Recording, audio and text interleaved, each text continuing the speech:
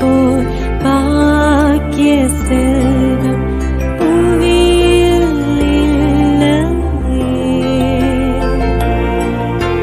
புவி நிரம்ப பொன் தந்தாலும் இப்பளிக்கு ஈடில்லையே.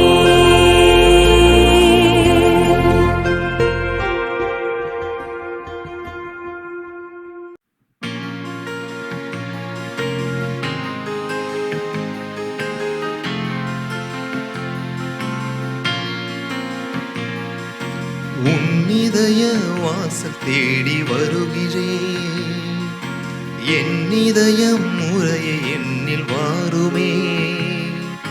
நீ இல்லையே நான் இல்லையே, நீர் இல்லையே நான் இல்லையே.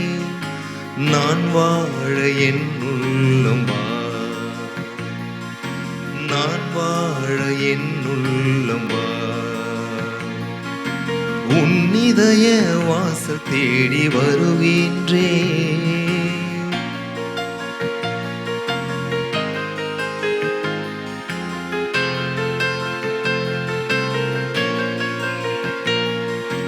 காலங்கள் மாறலாம், கோலங்கள் மாறலாம், காற்றசைய மறக்கலாம், கடலசைய மறக்கலாம், உன் அன்பு என்றென்றும் மாறாதையா. உன் நிழலில் நான் என்றும் வாழ்வேனையா. தந்தை மகன் தூயாவியாரின் பெயராலே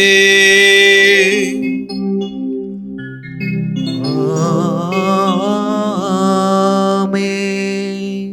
ஆண்டவர் உங்களோடு இருப்பாராக.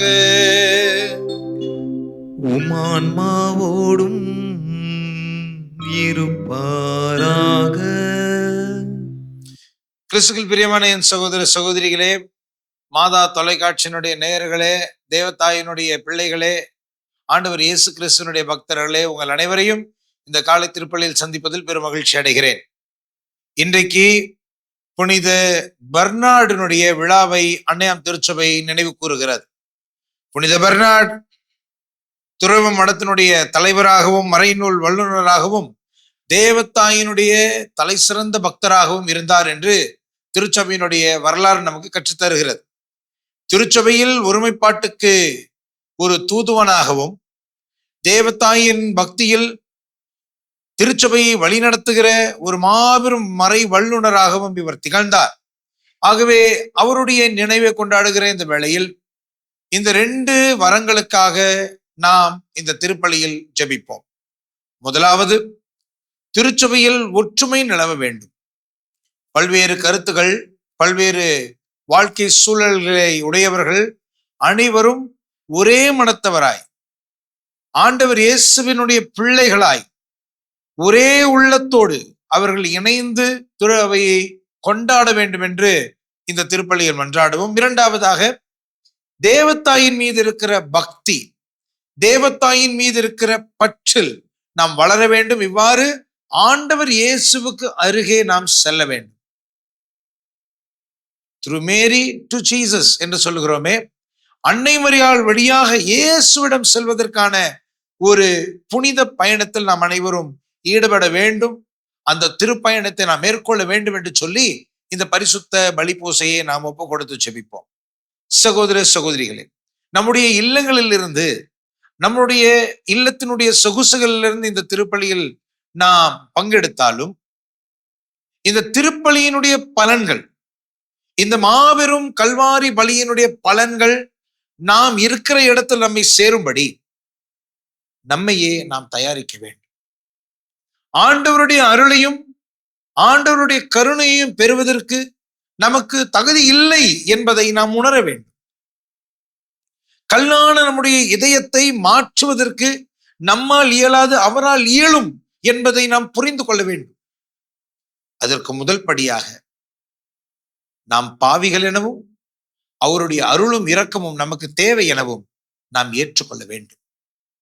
சகோதர சகோதரிகளே, தூய மறை நிகழ்வுகளில் நாம் தகுதியோடு பங்கு பெறும் பொருட்டு தடையாக இருக்கிற நம் குற்றங்களை ஏற்றுக்கொள்வோம்.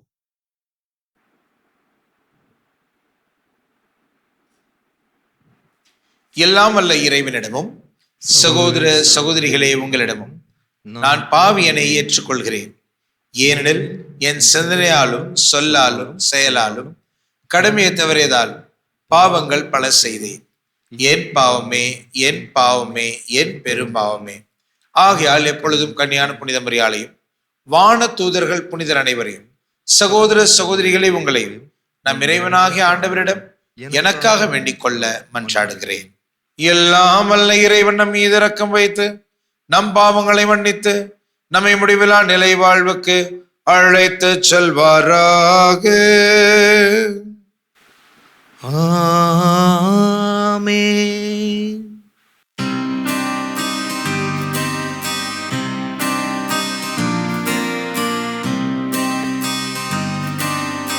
ஆண்டவரே இரக்கமாயிரும்.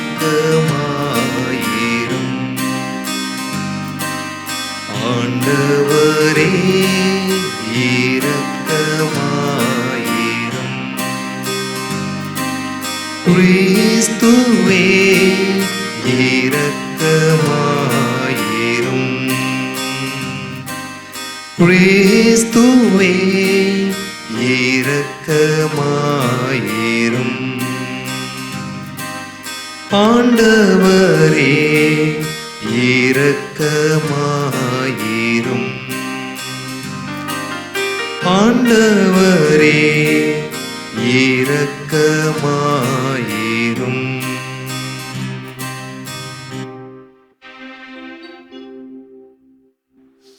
மன்றாடுவோமாக.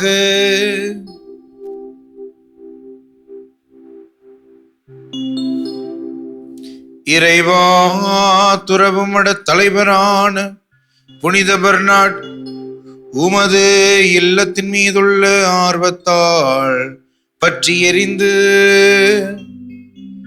உமது திரு அவையில் அறிவொளி வீசவும் அன்பு தீயை மூட்டவும் வரமளித்தீரே. அவருடைய பரிந்துரையால் நாங்கள் அவரை போலவே மிகுந்த ஆர்வத்தோடு ஒளியின் மக்களாக என்றும் வாழ அருள்வீராக. உம்மோடு தூய ஆவியாரின் ஒன்றிப்பில் இறைவனாய் என்றென்றும் வாழ்ந்து ஆட்சி செய்கிற எங்கள் ஆண்டவரும் உம் திருமகன் இயேசு கிறிஸ்து வழியாக உம்மை மன்றாடுகிறோம்.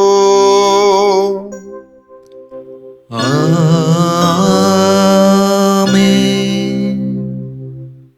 இறைவாக்கினர் எசேக்கியேல் நூலிலிருந்து வாசகம். இறைவன் கூறுவது: நீங்கள் வேற்றினத்தாரிடையே தீட்டுப்படுத்திய என் மாபெரும் பெயரை நான் புனிதப்படுத்துவேன்.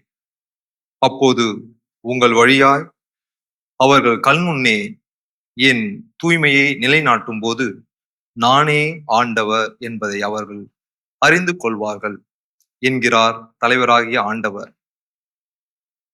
நான் உங்களை வேற்றினத்தாரிடமிருந்து அழைத்து பல நாடுகளிடையே கூட்டி சேர்த்து உங்கள் சொந்த நாட்டிற்கு திரும்ப கொணர்வேன்.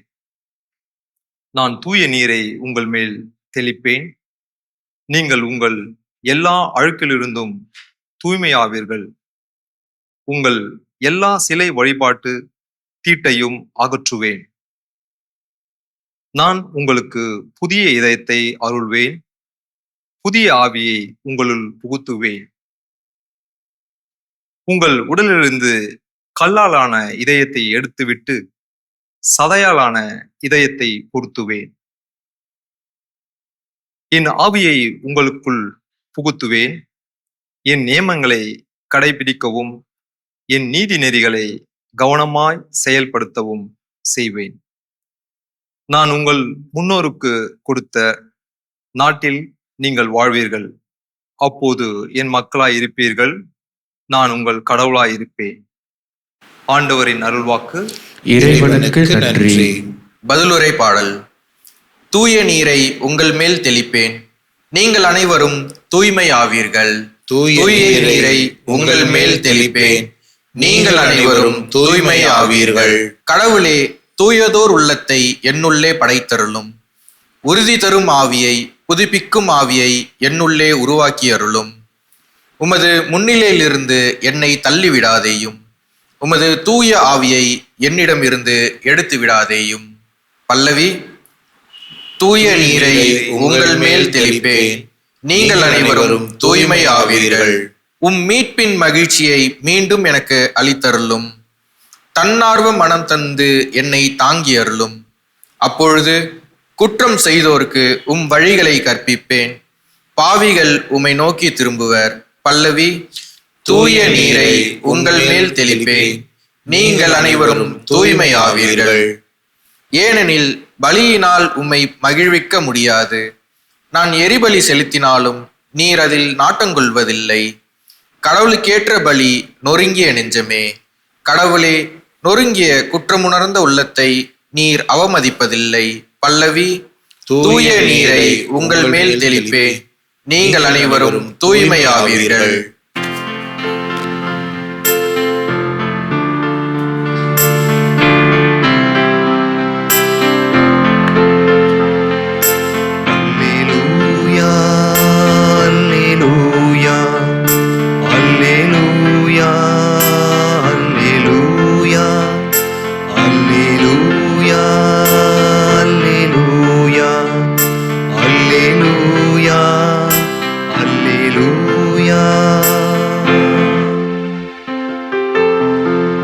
இன்று உங்கள் இதயத்தை கடினப்படுத்திக் கொள்ளாதீர்கள்.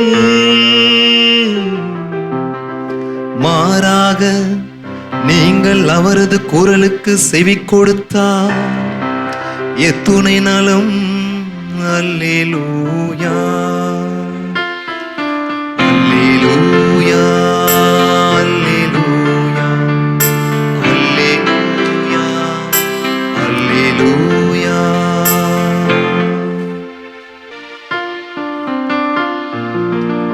ஆண்டவர் உங்களோடு இருப்பாராக. உம் ஆன்மாவோடும் இருப்பாராக. மத்தேயு எழுதிய தூய நற்செய்தியிலிருந்து வாசகம். ஆண்டவரே, மாற்றி உமக்கே.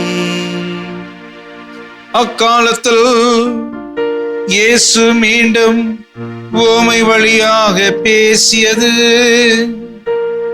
விண்ணக அரசை பின்வரும் நிகழ்ச்சிக்கு ஒப்பிடலாம். அரசர் ஒருவர் தம் மகனுக்கு திருமணம் நடத்தினார். திருமணத்திற்கு அழைப்பு பெற்றோர்களை கூட்டிக் கொண்டு வருமாறு அவர் தம் பணியாளர்களை அனுப்பினார். அவர்களோ வரவில்லை.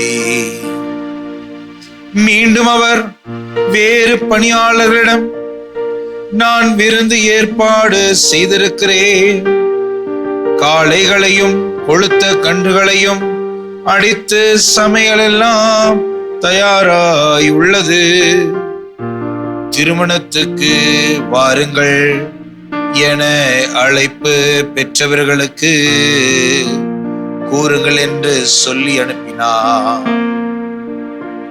அழைப்பு பெற்றவர்களோ அதை பொருட்படுத்தவில்லை. ஒருவர் தம் வயலுக்கு சென்றார், வேறு ஒருவர் தம் கடைக்கு சென்றார். மற்றவர்களோ அவருடைய பணியாளர்களை பிடித்து இழிவுபடுத்தி கொலை செய்தார்கள். அப்பொழுது அரசர் சினமுற்ற தம் படையை அனுப்பி அக்கொலையாளர்களை கொன்றளித்தார். அவர்களுடைய நகரத்தையும் தீக்கிரையாக்கினார்.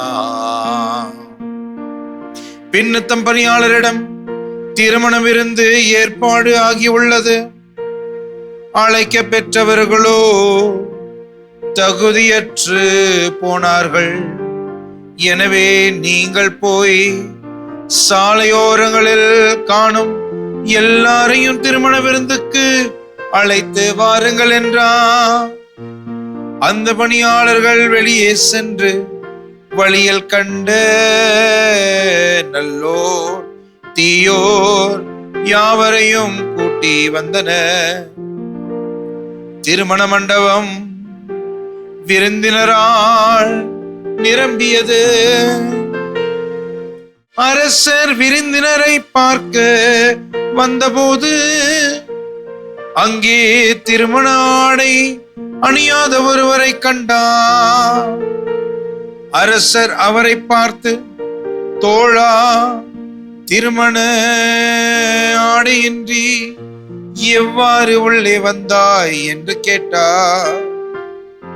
அவரோ வாயடைத்து நின்றார். அப்பொழுது அரசர் தம் பணியாளர்களிடம், அவனுடைய காலையும் கையையும் கட்டி புறம்பே உள்ள இருளில் தள்ளுங்கள், அங்கே அழுகையும் அங்கலாய்ப்பும் இருக்கும் என்றார். இவ்வாறு அழைப்பு பெற்றவர்கள் பல, ஆனால் தேர்ந்தெடுக்கப்பட்டவர்களோ சில. ஆண்டவரின் அருள்வாக்கு. கிறிஸ்துவே உமக்கு புகழ்.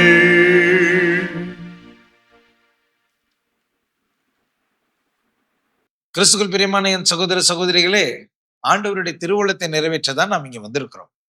ஆமா, இந்த பூமியில நம்ம எதுக்கு இருக்கிறோம்? மனித வாழ்வின் நோக்கம் தான் என்ன? சின்ன குறிப்பிடத்துல படிச்ச ஞாபகம் இருக்கும் உங்களுக்கு.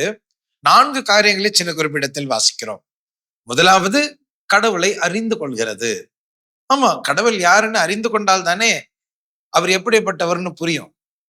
அதுலயும் கத்தோலிக்க திருச்சபையினுடைய மறைக்கல்வி மிக அழகாக சொல்லுகிறது, கடவுள்னு ஒருத்தர் இருக்கிறாரு, தெய்வீக சக்தி என்று ஒன்று இருக்கிறது என்று எல்லாராலையும் புரிஞ்சுக்க முடியும். ஏன்னா மலைகளை பார்க்கும் பொழுது, இந்த உலகம் சுழல்கிற விதத்தை பார்க்கும் பொழுது, இந்த இயற்கையை பார்க்கும் பொழுது, நம்மை தாண்டி நமக்கு அப்பால் ஒரு சக்தி இருக்கிறது என்று எல்லாராலும் புரிந்து கொள்ள முடியும். ஆனால் நம்முடைய கடவுள் எப்பேற்பட்டவர் என்று எப்படி அறிந்து கொள்ள முடியும் தெரியுமா? அவர் தன்னை வெளிப்படுத்தினால் மட்டும்தான் நம்மால் புரிந்து கொள்ள முடியும். ஆண்டவர் இயேசு கிறிஸ்து எப்படிப்பட்டவர்? அவர் எப்படி பிதாவாகிய கடவுளுக்கு மகனாக இருக்கிறார்? அவரிடம் இருந்து புறப்படுகிற பரிசுத்தாவியானவர் எப்படி செயல்படுகிறார்? அவர் எப்படி நமக்கு துணையாளராக இருக்கிறார்? அவர் எப்படி ஒரு நாள் நம்மை மீண்டும் தந்தையிடம் கொண்டு போய் சேர்ப்பார்? இதையெல்லாம் நம்ம யூகிக்க முடியாது. இதெல்லாம் ஆண்டவர் வெளிப்படுத்தினாரு. அந்த வெளிப்பாட்டை நாம் ஏற்றுக்கொள்ள முடியும். அதனால்தான் சின்ன குறிப்பிடம் மிக அழகாக சொல்லும், முதலாவது கடவுளை அறிந்து கொள்கிறது. முதலாவது அவரை அறிந்து கொள்கிறது. 2வது, எதுக்காக நம்ம இங்க பூமியில இருக்கிறோம், மனித வாழ்வின் நோக்கம் என்னது அப்படின்னு 2வது என்ன தெரியுமா? அவரை நேசிக்கிறது. அது என்ன நேசிக்கிறது? ரொம்ப சிம்பிள். அவர் யாருன்னு அவர் அறிந்தால், அவர் யாருன்னு அவரை தெரிந்தால், நம்மால் அவரை நேசிக்காமல் இருக்க முடியாது.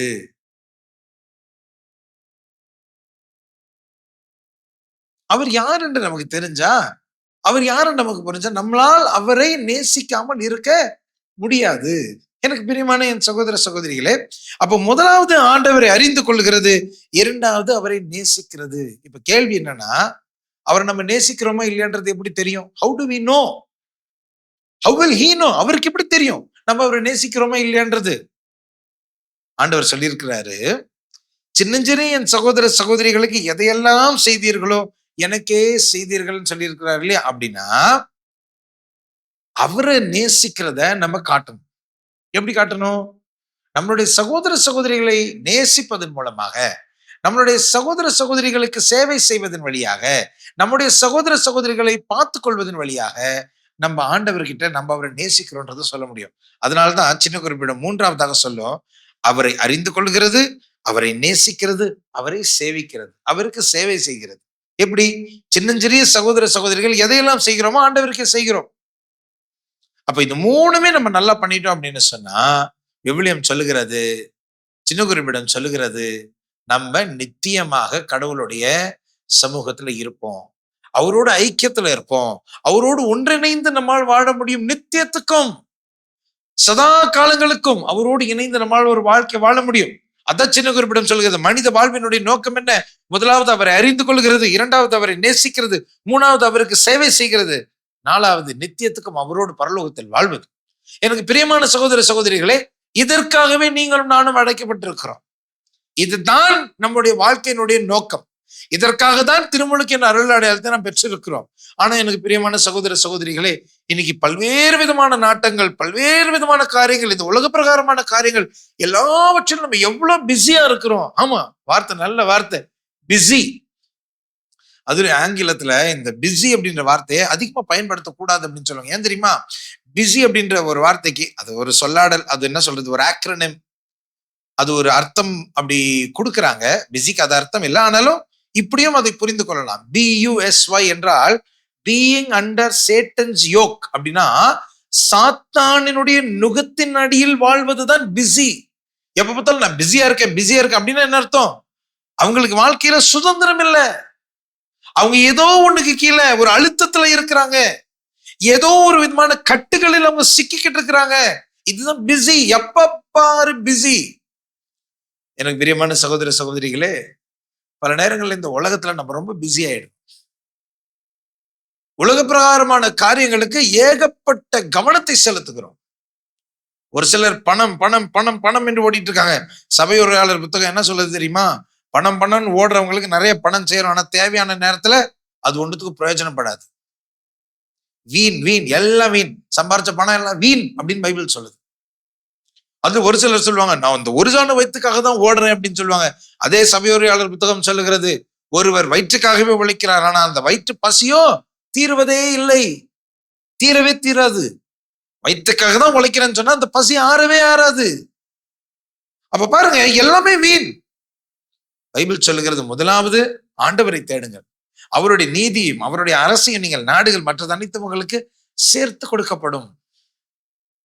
அப்போ பிரியமான சகோதர சகோதரி, நம்ம நம்மளே பார்த்து கேட்டுக்கொள்ள வேண்டிய முதல் கேள்வி என்ன அப்படின்னு சொன்னாக்க, நம்முடைய அந்த ப்ரையாரிட்டின்னு சொல்றாங்க இல்லையா, எதுக்கு முதலிடம் எதுக்கு இரண்டாவது இடம், அதுல நமக்கு தெளிவு இருக்கிறதா? ஆண்டவருக்கு கொடுக்க வேண்டிய முதலிடத்தை நாம் உண்மையில் கொடுத்து கொண்டுதான் இருக்கிறோமா? இல்ல உலக பிரகாரமான காரியங்களில் நம்முடைய கவனத்தையும் நம்முடைய எண்ணங்களை எல்லாம் நாம் செலுத்தி கொண்டு இருக்கிறோமா என்று சற்று யோசித்து பார்க்க வேண்டும். ஆண்டவர் தெளிவாக சொல்வார், எதை உண்பது எதை குடிப்பது உடலுக்கு எதை உடுத்துவது என்கிற கவலை உங்களுக்கு வேண்டாம். தெளிவா சொல்றேன். ஆனா யோசித்து பாருங்க, காலையில இருந்து நைட் வரைக்கும் ஏகப்பட்ட கவலைகள் நமக்கு இருக்கு. காலையில இருந்து நைட் வரைக்கும் பல விஷயங்களை குறித்து பேசுறோம், பல விஷயங்களை குறித்து சண்டை போடுறோம், பல விஷயங்களை குறித்து நம்ம ஆலோசிக்கிறோம். அதுல ஏதாவது ஒண்ணு இந்த கேட்டகரியில வராம இருக்குதா? எதை உண்பது எதை குடிப்பது, எதை உண்பது எதை குடிப்பது, உடலுக்கு எதை உடுத்துவது, இதை தவிர, வீடு தவிர, வாசலை தவிர, சொத்தை தவிர, சுகத்தை தவிர, என்றைக்காவது அன்பு, பரிவு, இரக்கம், இதை பத்திலாம் நம்ம டிஸ்கஸ் பண்றது உண்டா? அதுக்கான ஏக்கங்கள் இருக்கு நிறைய பேர்கிட்ட. ஆனா பெரும்பான்மையாக பெரும்பாலும் நம்ம எதை குறிச்சு கவலைப்படுறோம்னா, ஆண்டவர் எதை பத்தி கவலைப்படாதீங்கன்னு சொன்னாரோ அதை குறிச்சுதான் நம்ம கவலைப்படுறோம். அவர் சொல்வார், ஆண்டவர் சொல்வாரு, எதை உண்போம் எதை குடிப்போம் எதை உடுத்துவோம் என்ற கவலை உங்களுக்கு வேண்டாம், உலக சார்ந்த பிற இனத்தவரை இவற்றை பற்றி எல்லாம் கவலைப்படுது. யார் கவலைப்படுவாங்க இதை பத்தி? உலக சார்ந்த பிற இனத்தவர். இதுல ரெண்டு விஷயம் இருக்கு, உலக சார்ந்தவர்கள், பிற இனத்தவர்கள். அவர் சொல்றார் உலக சார்ந்த பிற இனத்தவர். பிற இனத்தவர்னா என்ன? இஸ்ரேல் மக்களுக்கு யூதர்கள் மட்டும்தான் ஆண்டவருடைய மக்கள். யூதர்கள், அவர்கள் ஆண்டவரின் மக்கள். அப்ப யூதர்கள் அல்லாதவர்கள் பிற இனத்தவர்கள். பிற இனம் அப்படின்னா என்ன? மெய்ய கடவுளை யாரெல்லாம் தொழுது கொள்ளவில்லையோ, உண்மையான கடவுளை யாரெல்லாம் அறிந்து கொள்ளவில்லையோ, யாரெல்லாம் யாவே கடவுள் என்று அவர்கள் அழைத்தார்களே, அந்த பிதாவாகிய சர்வேஸ்வரனை யாரெல்லாம் ஏற்றுக்கொள்ளவில்லையோ அவர்கள் எல்லாம் புற இனத்தவர்கள். அவர்கள் உண்மை கடவுளை அறியாமல் கடவுள் அல்லாதவற்றை கடவுளாக வணங்குகிறவர்கள். ஏன் நம்முடைய முன்னோர்கள் கூட அப்படித்தானே. தோமையார் இங்க வந்து நற்செய்தி அறிவிக்கிற 2000 வருஷத்துக்கு முன்னாடி தோமையார் இதே தமிழகத்துக்கு வந்து நற்செய்தி அறிவிக்கிறாரு. அவர் நற்செய்தி அறிவிக்கிறதுக்கு முன்னாடி நம்முடைய முன்னோர்கள் எல்லாம் எதை வழிபட்டு கொண்டிருந்தார்கள்? மலைகளையும் ஆறுகளையும் காடுகளையும் மரங்களையும் சூரியனையும் சந்திரனையும் நிலவுகளையும் நட்சத்திரங்களையும் அவர்கள் வழிபட்டு கொண்டிருந்தார்கள். அதாவது இயற்கைக்கு உன்னதமாய் இருக்கிற கொடைகளை எல்லாம் இயற்கையின் உன்னத படைப்புகளை எல்லாம், மனித சக்திக்கு அப்பால் எந்தெந்த சக்தி எல்லாம் இருக்கிறதோ அவற்றையெல்லாம் தெய்வமாக மனிதர்கள் வழிபட்டு கொண்டிருந்தார்கள். அப்போ ஒரு காலத்துல நம்முடைய முன்னோருக்கு யாரு கடவுள்னு தெரியாது. அந்த பிற இனத்தவரும் அப்படிதான். மலைகளையும் செடிகளையும் ஒரு சில மனித சக்திக்கு அப்பால் இருக்கிற ஒரு சில சக்திகளையும் இவர் தெய்வம் என்று வழிபட்டார். அதனாலதான் ஆண்டவர் சொல்றாரு, பிற இனத்தவர் இதை பத்தி எல்லாம் கவலைப்படலாம், ஆனா நீங்க கவலைப்படக்கூடாது. ஏன்? ஏனால் உங்கள் விண்ணக தந்தைக்கு இவற்றையெல்லாம் உங்களுக்கு தேவை என்று தெரியுமே. உங்கள் விண்ணக தந்தைக்கு இவற்றெல்லாம் உங்களுக்கு தேவை என்று தெரியும். யாருக்கு? உங்க அப்பாவுக்கு தெரியும். அப்போ ஒரு புற இனத்தார் இதை பத்தி கவலைப்படலாம். ஏன் கவலைப்படலாம்னா, அவன் உண்மையான தகப்பனை அறிந்து கொள்ளவில்லை, கடவுளை அறிந்து கொள்ளல. அவன் கடவுள் இல்லாதவற்றை கடவுளை நம்பிக்கிட்டு இருக்கிறான். அதனால அவன் கவலைப்பட்டா அதுல ஒரு அர்த்தம் இருக்குது. நீங்க ஏன் கவலைப்படணும்? நீங்க ஏன் கவலைப்படணும்? உங்கள் கடவுளுக்கு உங்களுக்கு என்னென்ன தேவைன்றது தெரியாதா? அவர் செய்து கொடுக்க மாட்டாரா? இது வரைக்கும் காத்தவர் இனியும் காக்க மாட்டாரா? இது வரைக்கும் ஒரு குறைவும் இன்றி காத்தவர் இனியும் காக்க மாட்டாரா? அப்பத்தை கேட்டால் கல்லை கொடுக்கிறவர் அவரு, மீனை கேட்டால் பாம்பை கொண்டு வந்து கொடுக்கிறவர் அவரு, முட்டையை கேட்டால் தேளை கொண்டு வந்து கொடுக்கிறவர் அவரு. நீங்களே உங்கள் பிள்ளைகளுக்கு நல்லவைகளை தர தெரிந்திருக்க பொழுது அவரால் தர இயலாதா அப்படின்னு அவரே கேட்கிறார். ஆக உலகு சார்ந்த பிற இனத்தவர், பிற இனத்தவர்னா நான் ஏற்கனவே சொன்னேன், அவர்கள் உண்மை கடவுளை அறியாதவர்கள். அவங்க கவலைப்படலாம், ஏன்னா அவங்களுக்கு செய்யறதுக்கு கடவுள், உண்மை கடவுள் அவர்களோடு இல்லை. அடுத்தது உலகு சார்ந்த அப்படின்ற வார்த்தையை சேர்த்துக்கிறார். அதுல உலகு சார்ந்தன்னா என்ன? நம்ம யோவானுடைய முதல் திருமுகம், 1 யோவான், யோவானினுடைய முதல் திருமுகம் 2வது அதிகாரம் 16வது வசனத்துல பார்க்கிறோம். 1 யோவான் 2:16. யோவான் முதல் திருமுகம் 2வது அதிகாரம் 16வது வசனத்துல வாசிக்கிறோம். உடல் ஆசை, இச்சை நிறைந்த பார்வை, செல்வ செருக்கு. 3 காரியங்கள். உடல் ஆசை, இச்சை நிறைந்த பார்வை, செல்வ செருக்கு ஆகியவை தந்தையிடமிருந்து வருவன அல்ல, உலகினின்றே வருகிறது. ரொம்ப அழகா சொல்லுது வசனம். உடல் ஆசை, இச்சையின் பார்வை, செல்வ செருக்கு. புனித அகஸ்தினார் இதுதான் 3 விதமான பாவ இயல்புகள் என்று சொல்ல, ட்ரிபிள் கான்கியூபிசன்ஸ் என்று சொல்லுவார். உடல் ஆசை, இச்சையின் பார்வை, செல்வ செருக்கு. பழைய மொழிபெயர்ப்புல ஜீவனத்தின் பெருமை இல்லாட்டி வாழ்வின் பெருமை அப்படின்னு சொல்லுவாங்க. செல்வ செருக்கு ஆகியவை தந்தையிடமிருந்து வருவன அல்ல. அப்படின்னா என்ன அர்த்தம்? கடவுள் நம்மளை படைக்கும் போது இதெல்லாம் நமக்குள்ள வச்சு படைக்கல, இவையெல்லாம் உலகினின்றே வந்தது. உலகமும் அழிஞ்சு போகுது, இதுவும் அழிஞ்சு போகுது அப்படின்னு அந்த வசனம் வர முடியும். நல்லா புரிஞ்சுக்கோங்க. இதெல்லாம் உலகத்திலிருந்து வந்ததுன்னா உலகு சார்ந்தவர்கள்னா யாரு? இதெல்லாம் உலகத்திலிருந்து வருதுன்னா உலகு சார்ந்தவர்கள் யாரு? யாரெல்லாம் உடலாசை, இச்சையின் பார்வை, செல்வ செருக்கு இந்த 3ஐயும் வச்சுக்கிட்டு இருக்கிறாங்களோ அவங்க எல்லாம் உலகத்தை சார்ந்தவர்கள். நல்லா புரிஞ்சுக்கோங்க. பைபிள் சொல்லுது, உலக சார்ந்த பிற இனத்தவர், அவங்களுக்கு கடவுளும் யாருன்னு சரியா தெரியல, அவங்க உலகத்தினுடைய இந்த பழக்க வழக்கங்கள்லயே பிஸியா இருக்கிறாங்க. எது? உடலாசை, இச்சை நிறைந்த பார்வை, செல்வ செருக்குல அவங்க மாட்டிட்டு இருக்கிறதுனால அவங்க கவலைப்படலாங்க. நீங்களும் நானும் கவலைப்படக்கூடாது. ஏன் அப்படின்னா, யோவான் எழுதின செய்தி 17வது அதிகாரம் 16-17 வசனங்களை நம்ம வாசிக்கிறோம். ஆண்டவர் இயேசு கிறிஸ்து தன்னுடைய சீடர்களுக்காக ஜெபிக்கும் போது சொல்லுகிறார், நான் இந்த உலகத்தை சார்ந்தவனா இல்லாதது போல அவர்களும் இந்த உலகத்தை சார்ந்தவர்கள் அல்ல, உண்மையினால் அவர்களை கற்பனமாக்கிறலும் உமது வார்த்தையே உண்மை. ஆண்டவர் இயேசு கிறிஸ்து ஜெபிக்கிறார், அவருடைய சீடர்களுக்காக ஜெபிக்கிறார். உடனே நம்ம ஆளுங்க சொல்லுவாங்க, ஐயோ அவர் அவருடைய சீடர்களுக்காக, அந்த அப்போஸ்தலர்களுக்காக ஜெபிச்சாரு, நமக்காக ஜெபிச்சாருன்னா நல்லா புரிஞ்சு கொள்ளுங்க. மத்தேயு இறைவாக்கினருடைய மத்தேயு நற்செய்தியினுடைய அந்த கடைசி பகுதியில பாருங்க, மிக அழகாக மத்தேயு நற்செய்தியாளர் எழுதுவார். ஆண்டவருடைய வார்த்தைகள், உலகெங்கும் சென்று படைப்புக்கெல்லாம் நற்செய்தி அறிவியுங்கள், தந்தை மகன் தூய ஆவியான் பேரால் அவர்களுக்கு திருமுழுக்கு கொடுங்க. எதுக்கு? அவர்களை சீடராக்குங்கள். நான் உங்களுக்கு கற்றுக் கொடுத்ததெல்லாம் அவங்களுக்கு கற்றுக் கொடுங்க, அவங்க கடைபிடிக்கும்படி அவர்களை கற்றுக் கொடுங்க. உலகெங்கும் சென்று நீங்கள் சீடராக்குங்கள். அதுக்குதான் ஞானஸ்நானம். அப்ப நல்லா புரிஞ்சுக்கோங்க. மத்தேயு எழுதின நற்செய்திப்படி ஞானஸ்நானம் பெற்ற அனைவரும் ஆண்டவர் இயேசுனுடைய சீடர்கள். அப்படின்னா இயேசுனுடைய வார்த்தைகளின்படி யோவான் எழுதின செய்தி 17வது அதிகாரம் 16-17 வசனங்களின்படி நீங்களும் நானும் எப்படி இயேசு இந்த உலகத்தை சார்ந்தவர் அல்லவோ, எப்படி இயேசு கிறிஸ்து இந்த உலகத்தை சார்ந்தவர் இல்லையோ, அது போல நீங்களும் நானும் இந்த உலகத்தை சார்ந்தவர்கள் இல்லை. அதனால நம்ம இந்த உலக வழக்கின்படி கவலைப்பட போறது இல்லை, தேவையில்லை, அவர் பார்த்துக்கிறேன்னு சொல்றார். இன்னைக்கு இந்த நற்செய்தியில இதுதான் பார்க்கிறோம்.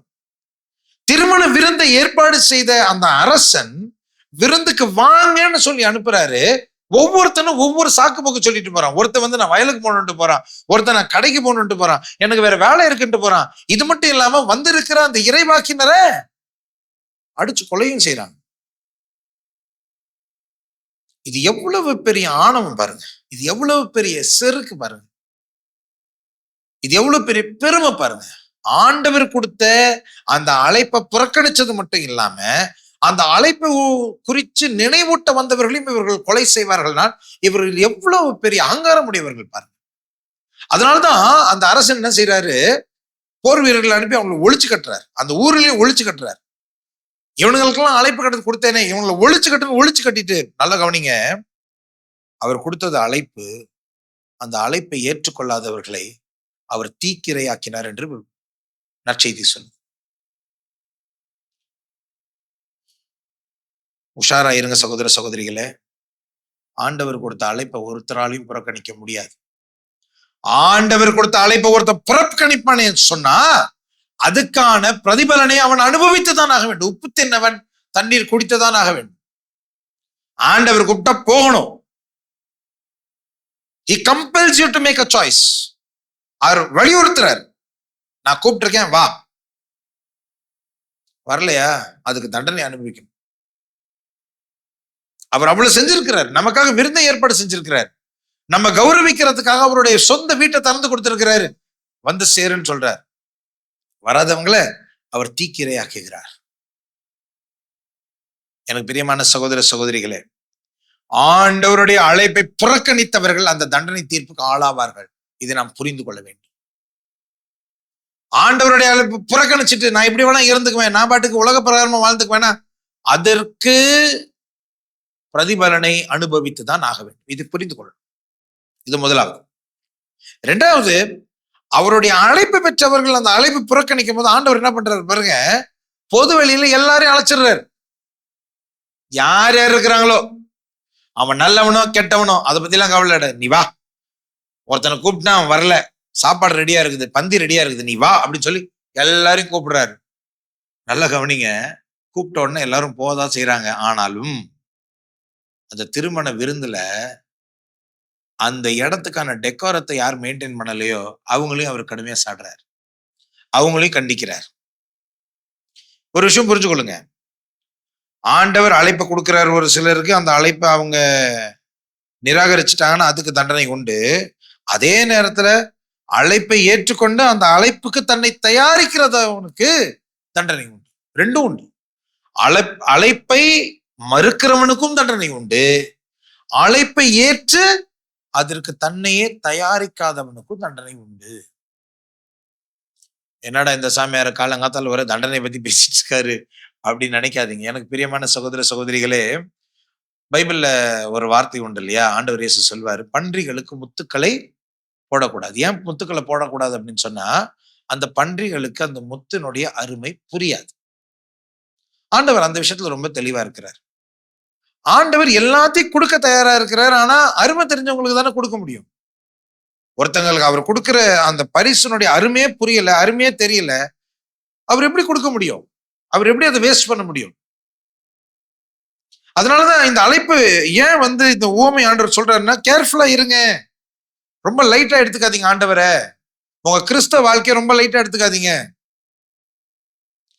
அதாவது நம்ம என்ன பழகிட்டோம் அப்படின்னு சொன்னா, பூசைக்கு வரணும், பூசைக்கு வரும்பொழுது நல்ல பக்தியா இருந்துக்கணும், அதுவும் திவ்ய நற்கருணை வாங்கும் போது ஆஹா ஓஹோ பக்தியா இருந்துடணும், பய பக்தியா நன்மை வாங்கிட்டு போயிடணும், அதோட கதை க்ளோஸ். வீட்டுக்கு போனா அது வேற வாய் இது வேற வாயின்னு ஆயிடுது. அதுக்கப்புறம் வர்ற பேச்சுக்களும் வித்தியாசமா இருக்கு, சிந்தனையும் வித்தியாசமா இருக்கு, டிவியில பாக்குற அந்த டிவி சீரியலும் வித்தியாசமா இருக்கு, பேசுற பேச்சும் வித்தியாசமா இருக்கு, செல்போனை பயன்படுத்துற விதமும் வித்தியாசமா இருக்கு. அதுக்கும் இதுக்கு ஏதாவது சம்பந்தம் இருக்கான்னு யோசித்து பாருங்களேன். நம்ம வெளியரங்கமாக வாழ்கிற வாழ்க்கைக்கும் கோயிலுக்குள்ள திருச்சபையில வாழ்கிற வாழ்க்கைக்கு ஏதாவது சம்பந்தம் இருக்குதா? இருக்கணும்ல. அதெல்லாம் உள்ள ஒண்ணு வச்சுக்கிட்டு வெளியே ஒண்ணு வாழ்றதா? இங்க ஒரு மாதிரி வெளியே ஒரு மாதிரி இருந்துட முடியுமா? எல்லா இடத்துலயும் ஒரே மாதிரி தானே இருக்கணும். எனக்கு பிரியமான சகோதர சகோதரி, இதைத்தான் ஆண்டவர் விரும்புகிறார். நான் கூப்பிட்டு இருக்கிறேனா, நீ வா. வரும் பொழுது அதுக்கான தயாரிப்போட வா. ரெண்டு முக்கியம். அவர் கூப்பிட்டா வரணும், வந்தா தயாரிப்போட வரணும். எனக்கு பிரியமான சகோதர சகோதரிகள், ஒரு சில நொடிகள், எனக்கு பிரியமான சகோதர சகோதரிகளை ஒரு சில நொடிகள் கண்களை மூடி சற்று தியானித்து பார்ப்போம். இன்றைக்கு உண்மையாகவே ஆண்டவர் என்னை அழைத்திருக்கிறார் என்பதை நான் உணர்கிறேனா? உண்மையாகவே ஆண்டவருடைய அழைப்புக்கு செவி சாய்த்து உலக பிரகாரமான காரியங்களிலிருந்து என் முகத்தை திருப்பிக் கொண்ட ஆண்டவர் பக்கம் நான் திரும்பி இருக்கிறேனா? ஏழை எளியவர்களுடைய கண்ணீரை பார்ப்பதிலும் அவர்களுடைய கண்ணீரை துடைப்பதிலும், சின்னஞ்சிறிய என் சகோதர சகோதரிகளுக்கு எதெல்லாம் செய்தீர்களோ எனக்கே செய்தீர்கள் என் ஆண்டவர் இயேசு சொன்னாரே, ஆண்டவர் இயேசுக்கு சேவை செய்கிற அந்த மனமுடையவராக நான் இருக்கிறேனா? சற்று சிந்தித்து பார். இல்ல உலக பிரகாரமான வாழ்க்கை வாழ்ந்து கொண்டு உடல் ஆசை, இச்சை நிறைந்த பார்வை இவைகளுக்கே என்னை செலுத்தி கொண்டு எப்ப பார்த்தாலும் சுயநலத்தோடு வாழ்ந்து கொண்டிருக்கிற ஒரு உலக பிரகாரமான மனிதனாக நான் வாழ்கிறேனா என்று சற்று சிந்தித்துப்பார். ஆண்டவர் இயேசு சொல்வார், உண்மையினால் அவர்களை உமக்கு அர்ப்பணமாக்கியவர்களும் அது வார்த்தையே உண்மை. இன்றைக்கு இறை வார்த்தை நம்மை சுத்திகரிக்க வந்திருக்கிறது, நமக்கு வாழ்வளிக்க வந்திருக்கிறது. இந்த இறை வார்த்தை நம்மை தொடட்டும், இந்த இறை வார்த்தை நம்மை புடமிடட்டும், இந்த இறை வார்த்தை நம்மை உருமாற செய்யட்டும். இவ்வாறு ஆண்டவரை அறிந்து கொள்ளவும், அவரை நேசிக்கவும், அவருக்கு சேவை செய்யவும், இவ்வாறு சின்னஞ்சிறிய அவருடைய சகோதர சகோதரி, அதாவது ஏழை எளியவர்களுக்கு நம்மாலான உதவியை செய்யவும், இவ்வாறு பரலோகத்துக்கு ஒரு நாள் வந்து சேரவும் ஆண்டவர் நமக்கு அருள் புரிய வேண்டும் என்று தொடர்ந்து இந்த திருப்பலியில் மன்றாடும். குறிப்பாக திருமண வீட்டுக்கு செல்லும் பொழுது திருமண ஆடையை ஆண்டவர் அரசன் எதிர்பார்க்கிறார் என்று விவிலியத்தில் வாசிச்சோமே. இன்னைக்கு நாமும் பரலோகத்துக்கு போனோமா? அப்ப போனா அந்த இடத்துல கேட்பாங்களே, நீங்க திருமண ஆடை அணிந்து வந்திருக்கிறீங்களே, எது திருமண ஆடை?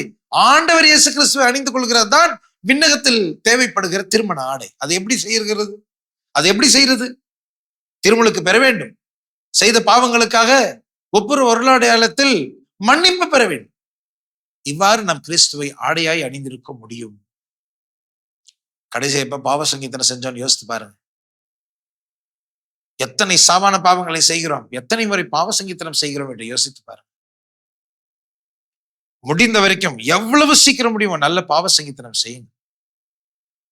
பாவ வாழ்விலிருந்து வெளியே வாருங்கள்.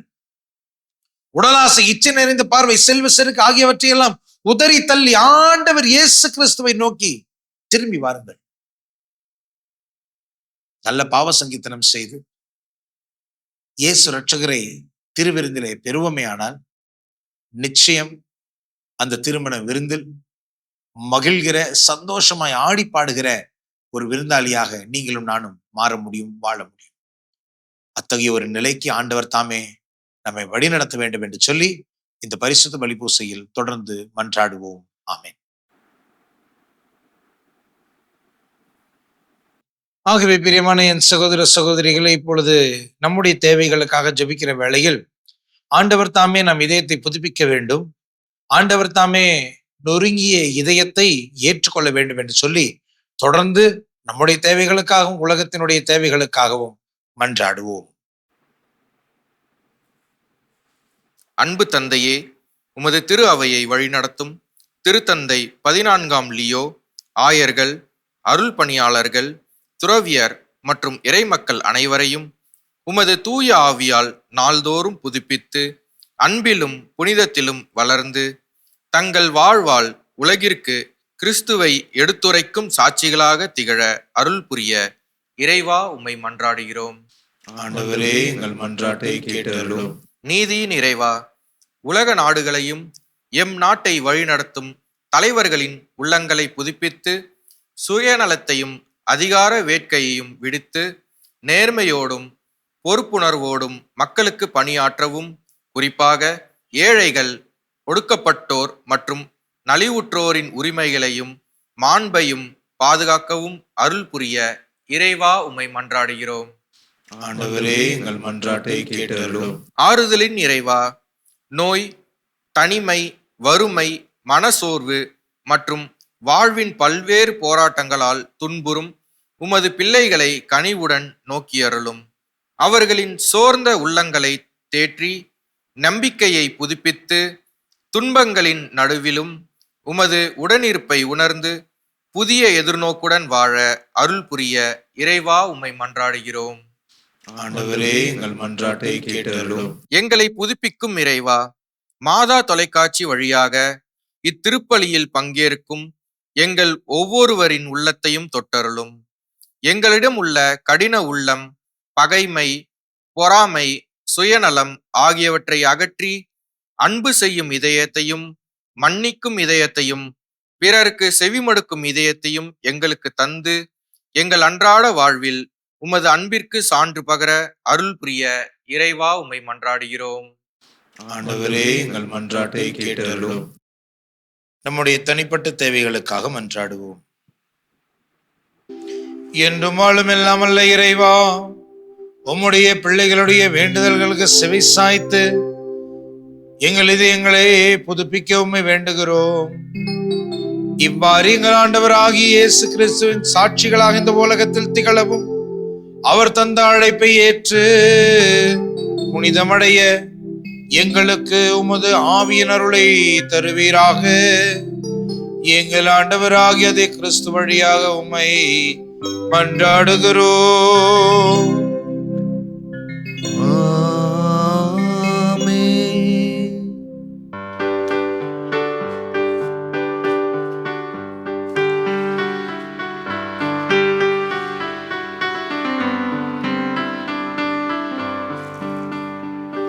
இதயம் பாடும் இனிய பாடும் இறைவா உனக்காக, ஈகத்தில் காணும் படைப்பு யாவும் இறைவா எனக்காக.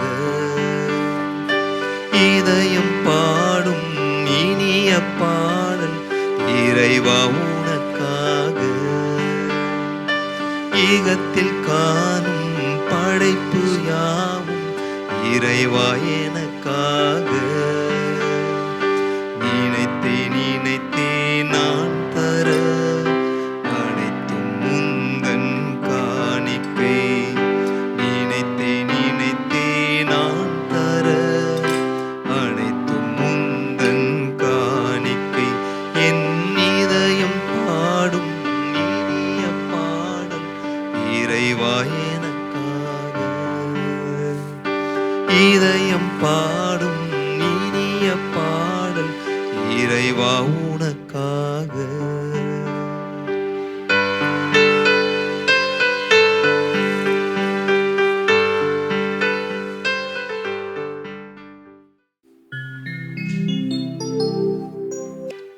சகோதர சகோதரிகளே, என்னுடையது உங்களுடையதுமான இந்த பலி எல்லாமல்ல தந்தை ஆகிய கடவுளுக்கு ஏற்றதாகும்படி மன்றாடுங்கள். ஆண்டவர் தம் திருப்பெயரின் புகழ்ச்சிக்காகவும் ஆட்சிக்காகவும் உமது நன்மைக்காகவும் புனித திரு அவையின் அனைத்து நலனுக்காகவும் உமது கையிலிருந்து இப்பலியை ஏற்றுக்கொள்வாராக. ஆண்டவரே, சொல்லிலும் செயலிலும் மாண்புற்ற துறவு மடத் தலைவரான புனித பெர்னார்டு உமது திரு அவையில் ஒழுங்கும் ஒருமைப்பாடும் நிலவ அயராது உழைத்தார். அப்புனிதரை நினைவு கூறும் நாங்கள் உமது மாட்சிக்காக ஒப்பு கொடுக்கும் ஒற்றுமை, அமைதி ஆகியவற்றின் அடையாளத்தை கனிவாய் ஏற்றருள்வீராக. எங்கள் ஆண்டவராகிய கிறிஸ்து வழியாக உம்மை மன்றாடுகிறோம்.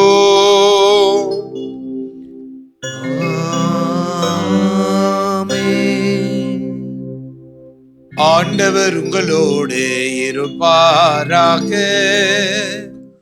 உம்மான்மாவோடும் இருப்பாராக. இதயங்களை மேலே எழுப்புங்கள். ஆண்டவரிடம் எழுப்பியுள்ளோம். நம் இறைவனாகிய ஆண்டவருக்கு நன்றி கூறுவோம். அது தகுதியும் நீதியும் ஆனதே. தூயவரான தந்தையே, உம் அன்பார்ந்த மகன் இயேசு கிறிஸ்து வழியாக என்னாலும் எவ்விடத்திலும் நாங்கள் உமக்கு நன்றி செலுத்துவது மெய்யாகவே தகுதியும் நீதியுமாகும். எங்கள் கடமையை மீட்புக்குரிய செயலுமாகும். வார்த்தையானவர் வழியாகவே அனைத்தையும் படைத்தீர். அவரையே மீட்பராகவும் ஈடேற்றுபவராகவும் எங்களுக்கு அனுப்பினீர். அவர் தூய ஆவியாரால் உடலெடுத்து கன்னிமரியிடம் இருந்து பிறந்தார். அவர் தமது திருவுளத்தை நிறைவேற்றி புனித மக்கள் இனத்தை உமக்கு பெற்று தந்தார். தம் கைகளை விரித்து பாடுபட்டார்.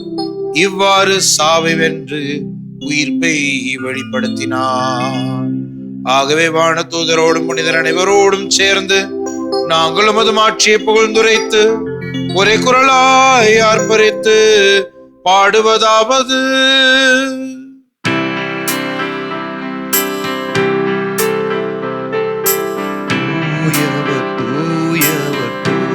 தூயவர் வான் படைகளின் கடவுளாம் ஆண்டவர். விண்ணகமும் மண்ணகமும் உமது மாட்சியால் நிறைந்துள்ளன. உன்னதங்களிலே ஓசன்னா, உன்னதங்களிலே ஓசன்னா. ஆண்டவர் பெயரால் வருகிறவர் ஆசீர் பெற்றவர். உன்னதங்களிலே ஓசன்னா, உன்னதங்களிலே ஓசன்னா. ஆண்டவரே, மெய்யாகவே தூயவர், தூய்மை அனைத்திற்கும் ஊற்று. ஆகவே முடியாவே பொழிந்தி காணிக்கைகளை தூய்மைப்படுத்த வேண்டுகிறோம். இவ்வாறு எங்கள் ஆண்டவராகிய இயேசு கிறிஸ்துவின் உடலும் இரத்தமுமாக எங்களுக்கு இவை மாறுவனவாக. அவர் பாடுபட உலங்கணிந்து தம்மை கையளித்த போது அப்பத்தை எடுத்து நன்றி செலுத்தி அதை விட்டு தம் சீடர்களுக்கு அளித்து கூறியதாவது: அனைவரும் இதிலிருந்து பெற்று உண்ணுங்கள். ஏனெனில் இது உங்களுக்காக கையளிக்கப்படும் என் உடல்.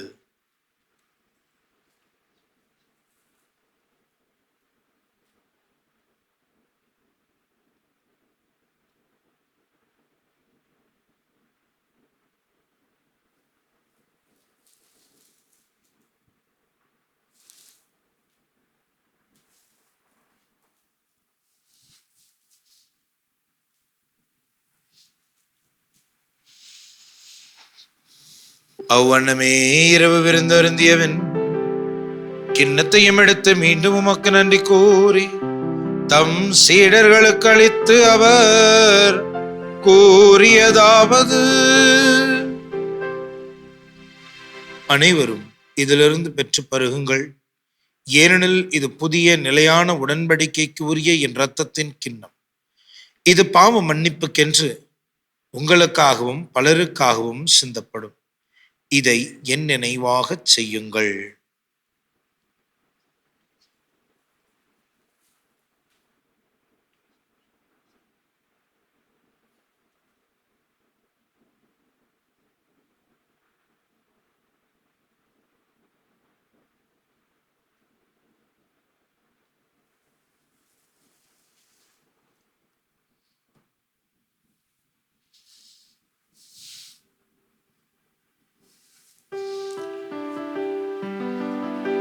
நம்பிக்கையின் மறைபொருள்.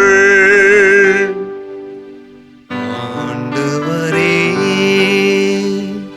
நீர் வருமளவும் உமது இறப்பினை அறிக்கையிடுகின்றோ, உமது உயிர்ப்பினையும் எடுத்துரைக்கின்றோ.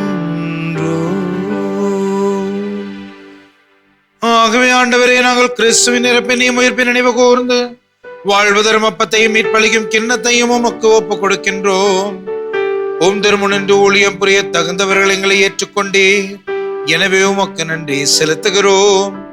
மேலும் கிறிஸ்துவின் உடலிலும் இரத்தத்திலும் பங்கு கொள்ளும் எங்களை தூய ஆவியார் ஒன்று சேர்க்க வேண்டும் என உம்மை தாழ்மையுடன் மன்றாடுகிறோம். ஆண்டவரே, உலகெங்கும் பரவி இருக்கும் போது திரு அவை நினைவு கூர்ந்தருளும். எங்கள் திருத்தந்தை லியோ, எங்கள் ஆயர் ஜார்ஜ், எல்லா திருநிலையினராகிய அனைவரோடும் உமது திரு அவை அன்பில் நிறைவு பெற செய்தருளும். மேலும் உயர்த்தலும் எதிர்நோக்குடன் துயில் கொள்ளும் எங்கள் சகோதர சகோதரிகளையும் இறந்தோர் அனைவரையும் இரக்கத்தோடு நினைவு கூர்ந்து உமது திருமுக ஒளியினுள் ஏற்றருளும். எங்கள் அனைவர் மீதும் இரக்கமாயிரும். கடவுளின் கன்னித்தாயான புனித மரியா, அவருடைய கணவரான புனித யோசேப்பு, புனித திருத்தூதர்கள், எங்கள் உயர்மறை மாவட்ட பாதுகாவலரான புனித தோமா, இவ்வுலகில் முகுந்தவராய் இறந்தவராகிய புனிதர் அனைவருடனும் நாங்கள் நிலைவாழ்வில் பங்கு கொள்ளும் தகுதி பெற்று உம் திருமகன் இயேசு கிறிஸ்து வழியாக உம்மை புகழ்ந்தேத்து மறுமருள உம்மை மன்றாடுகிறோம்.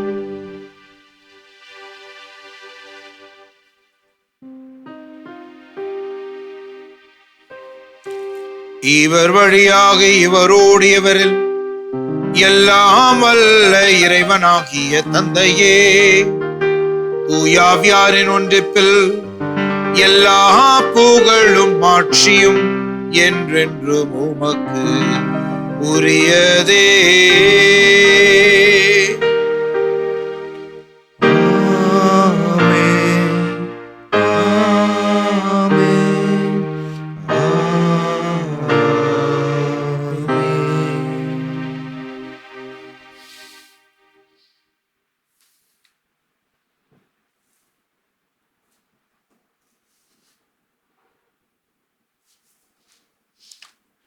மேற்பெரின் கட்டளையால் கற்பிக்கப்பட்டு இறை படிப்பினையால் பயிற்சி பெற்றிருக்கிற நாம் துணிந்து சொல்வோம்.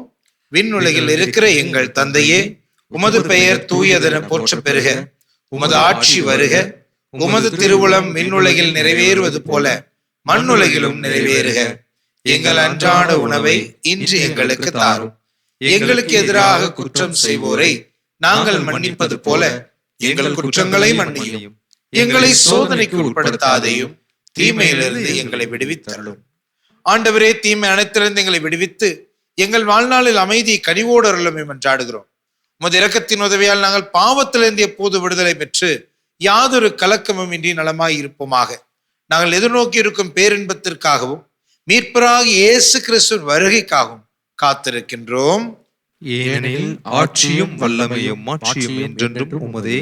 ஆண்டவராகிய இயேசு கிறிஸ்து, அமைதியை உங்களுக்கு விட்டு செல்கிறேன், என் அமைதியை உங்களுக்கு அளிக்கிறேன் என்று திருத்தூதர்களுக்கு மொழிந்தேன். எங்கள் பாவங்களை பாராமல் திரு அவையின் நம்பிக்கையே கண்ணோக்கி உமது திருவுளத்துக்கு ஏற்ப அதற்கு அமைதியும் ஒற்றுமையும் அளித்துள்ள திருவுளம் கொள்வீராக. என்றென்றும் வாழ்ந்து ஆட்சி செய்கின்றவர் நீரே. ஆமென். ஆண்டவருடைய அமைதி உங்கள் அனைவரோடும் இருப்பதாக. ஒருவருக்கொருவர் கிறிஸ்துவின் அமைதியை அறிவித்துக் கொள்வோம்.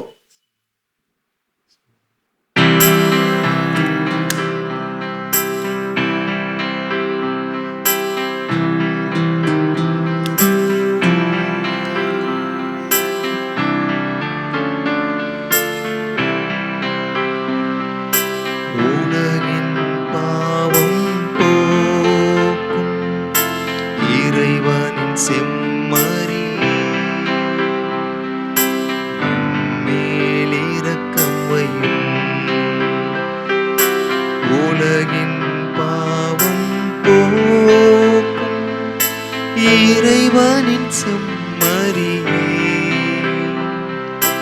எம் மேல் இரக்கம் வையும்.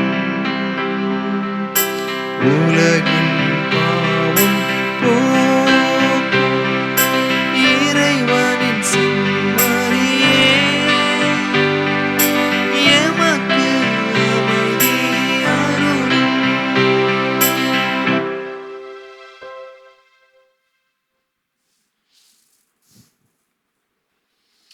இதோ இறைவனின் செம்மறி, இதோ உலகின் பாவங்களை போக்குகிறவர். இந்த செம்மறியின் விருந்துக்கு அழைக்க பெற்றோர் நம் அனைவரும் பேறு பெற்றோர். ஆண்டவரே, நீர் என் இல்லத்தில் எழுந்தருளி வர நான் தகுதியற்றவன். ஆனால் ஒரு வார்த்தை மட்டும் சொல்லியருளும், எனது ஆன்மா நலமடையும்.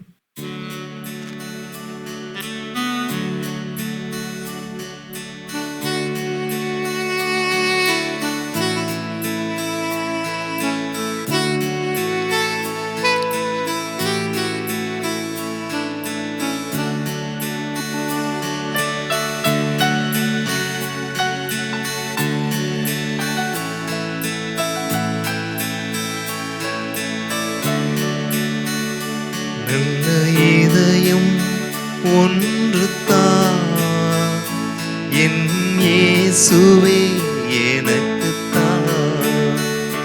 நல்ல இதயம் ஒன்று தான் என் இயேசுவே எனக்குத்தான். அதில் அன்பை நிறைத்துத்தான் அனைவருக்கும் நான் அளிக்கத்தான். நல்ல இதயம் ஒன்று தான் என் இயேசுவே எனக்குத்தான்.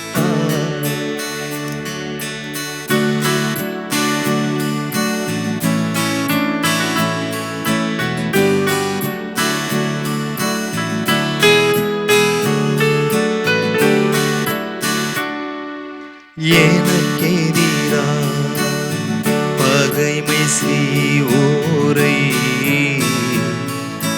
மன்னிக்கும் மனதைத்தான். எனக்கெதிரா பகைமை செய்வோரை மன்னிக்கும் மனதைத்தான். அந்த பகைமையை திரும்ப நினையாமல் நான் மறக்கும் மனதைத்தான். நல்ல இதயம் ஒன்று தான் என் இயேசுவே எனக்குத்தான். நல்ல இதயம் ஒன்று தான் என் இயேசுவே எனக்குத்தான்.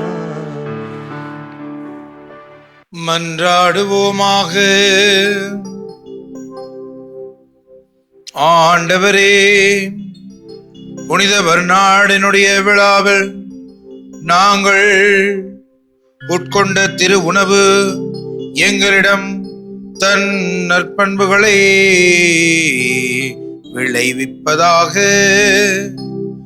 நாங்கள் அவரது எடுத்துக்காட்டால் திடமும் அவருடைய படிப்பினையால் பயிற்சியும் பெற்று மனிதரானவும் வார்த்தை மீது கொண்ட அன்பால் ஆட்கொள்ளப்படுவோமாக. என்றென்று வாழ்ந்து ஆட்சி செய்கின்ற அவர் வழியாக உம்மை மன்றாடுகிறோம்.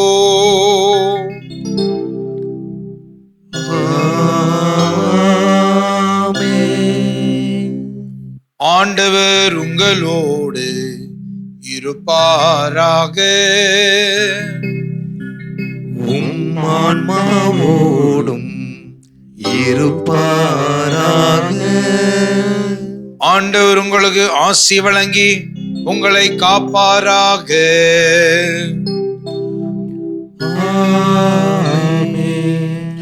ஆண்டவர் தமது திருமுகத்தை உங்கள் மேல் ஒளிரச் செய்து உங்களுக்கு இரக்கம் காட்டுவாராக.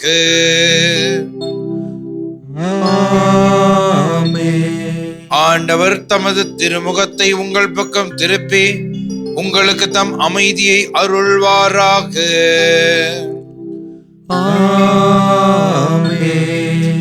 எல்லாம் வல்ல இறைவன் தந்தை, மகன், தூய ஆவியாரின் ஆசி உங்கள் மீது இறங்கி உங்களோடு என்றும் தங்குவதாக.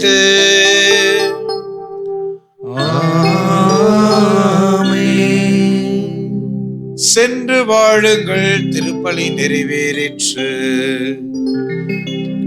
இறைவனுக்கு நன்றி.